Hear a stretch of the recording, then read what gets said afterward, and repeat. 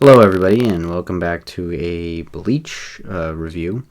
We haven't done one of these in a while, so let's get right into it. This is probably be another part, and then there'll be my final thoughts on the series. So there'll be at least 2 Bleach videos, and probably another one way down the line about the thematics of Bankai. But anyways, to get right into it, Aizen's return and the elimination of the Soul King's, I guess is like Ryatsu that he like expelled, when he blew up that building. That was a high point to start it off. So, to get right into it in volume 69. Basby's on the cover of this one, which is, justifiable. I love how Miori actually has like him sealed, which is a great, way to start right off with this volume. Whatever his name was, that Stern Ritter that had this weird power of being able to like lock people up. He's gone, thank God. I was getting really tired of him being alive still, so I'm pretty stoked that he was gone. And then the Stern Ritter joined force against Yuhaba, which is definitely something I wanted to see because, the Stern Ritter, he doesn't give a crap about the Stern Ritter. Yurichi gets her arm back. We get this cool shot of like the Soul Palace. Then this Gargantuan breaks up. And look who we got. We got Grimjow. So that was pretty cool. I love Ichigo's phase because the last time they saw each other, they were at neck and neck. He actually has a scar from Noritora, so also pretty cool. Definitely my favorite part about this whole war, even though they didn't do anything, was seeing so far anyways, seeing the Hollows and the Full brings back. We also get Neliel, and, I always liked Neliel, so that was cool. She has an ability to come, from her adult self into her child self now. She looks a lot stronger, so that was pretty cool. And then we get to see this black box, and we get to see Yukio, so that was pretty awesome. Ruruka is back, and she has an outfit that's actually fitting for her character instead of that butler outfit. So I really like this. We actually get a callback to the first Bleach movie that I did not see yet, so that was really cool too.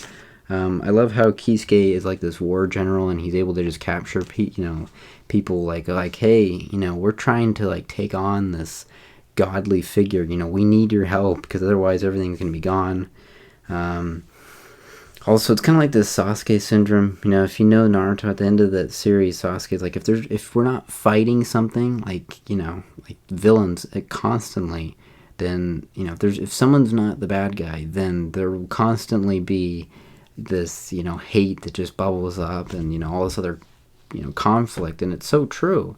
I mean, the Fullbrings, Hollows, and the Shinigami have all teamed up against Yuhaba, and now, once he's gone, it'll be the same thing. So it is an interesting concept. And, they kind of combine their abilities with the Gargantuan and, Yukio's ability, as well as, Ruruka. So there's a lot going on.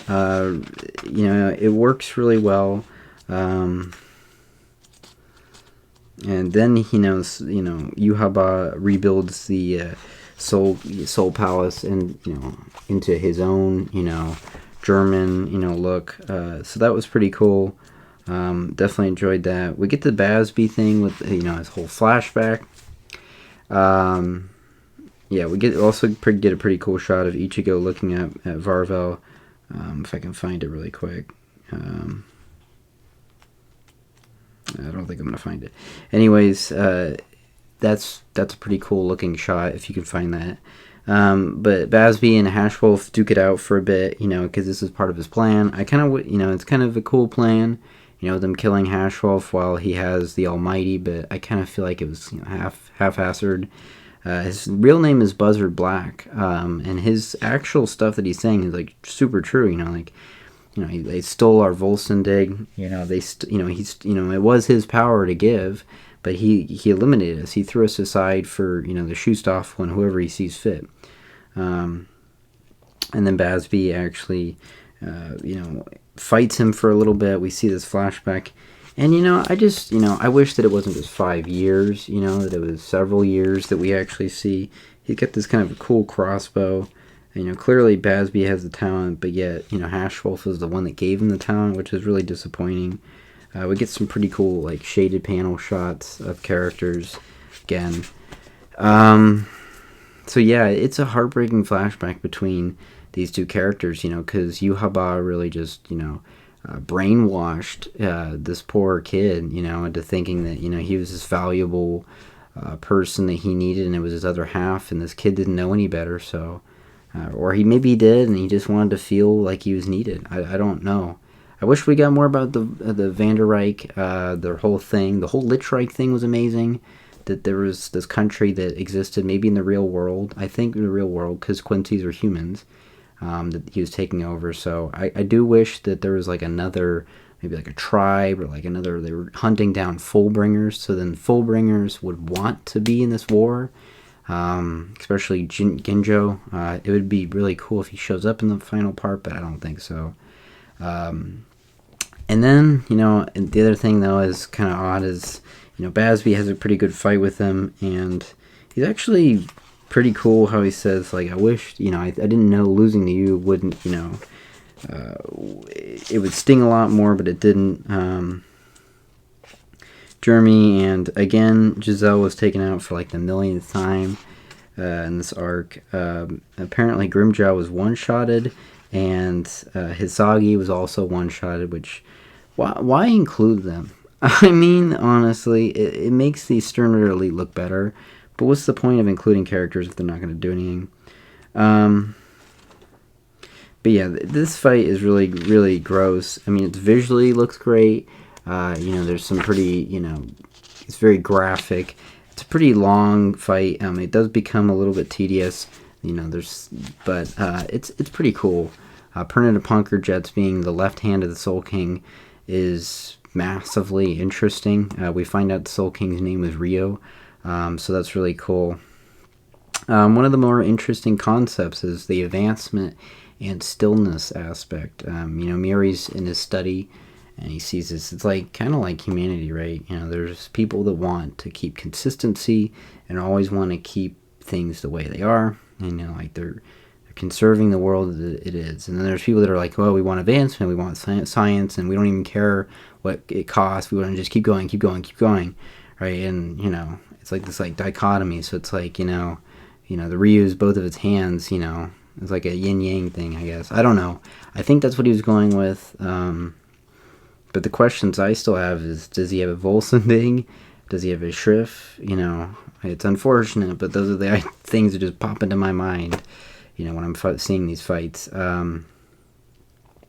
Nemo's character actually has all this, like, all these flashbacks, and Miori actually says that she's his greatest, creation, and he's super proud of her, and then she actually takes out the Soul King, his left hand. I mean, I was actually, I didn't, get emotional. I rarely do for Bleach, but that was pretty sad. Like, I definitely felt for Nemu, but I guess he has her brain, so he can just move from there. But he actually says, like, oh, Kisuke, what do I look like now? And then, there's that whole thing with Kenpachi, that he actually puts his differences aside and says, yeah, save Kenpachi. So I love that aspect a lot. And then we get Shinsui versus Lilio Barrow. And that's a really good fight, although I will say one thing is that this fight is confusing as all hell. Like, this whole thing, all it is like tag. Like oh, look, tag, you're at your shadow tag. But he makes it way confusing. The whole explanation, I still don't really understand it, and I've read it like at least 3 times. I don't understand what's going on, because I guess he can see your shadow kind of thing. It should be a very simple concept, but Kubo went too much here.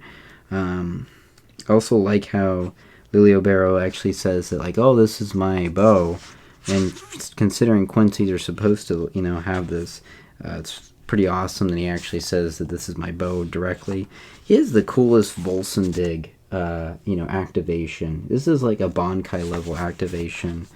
Maybe Asnod. He looks like a biblical accurate angel, which is very cool and very creepy at the same time.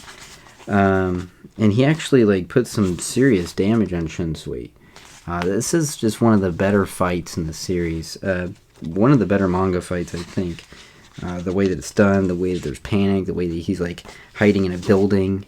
He doesn't actually know what's going on. Then he says like he apologizes to his lieutenant, saying like, "I'm sorry if you get caught up in this." And we see him activate his Bankai, and I was just excited as all hell.